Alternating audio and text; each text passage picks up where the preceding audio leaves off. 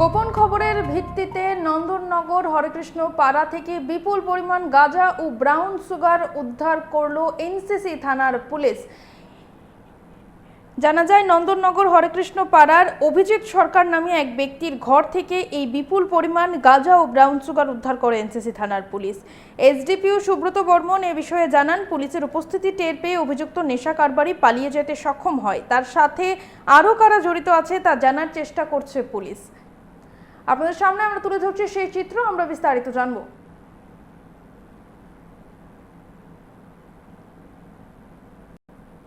সংবাদের ভিত্তিতে এনসিসি থানার অফিসার ইনচার্জ ইন্সপেক্টর প্রাজিত মালাকার এবং জিবি আউটপোস্টের আইসি এবং অভয়নগর অফিসার ইনচার্জ, ওরা সবাই যৌথভাবে একটা তল্লাশি অভিযান চালায় এবং এটা নন্দননগর হরেকৃষ্ণ পাড়া স্থিত অভিজিৎ সরকারের বাড়িতে।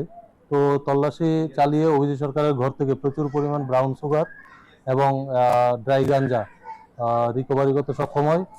তো এগুলো এখন প্রসেসিং চলছে, এগুলো সিজ হবে এবং একটা স্পেসিফিক মামলা নথিভুক্ত হবে। প্রথমত অভিজিৎ সরকার পুলিশের উপস্থিতি দেখে টের পেয়ে উনি সরে যেতে সক্ষম হয়। তো আমরা দেখছি, ওনাকে পেলে আমরা নিশ্চয়ই আটক করব এবং এটার সঙ্গে যারা যারা যুক্ত থাকবে তাদের সবকেই আমরা আটক করব।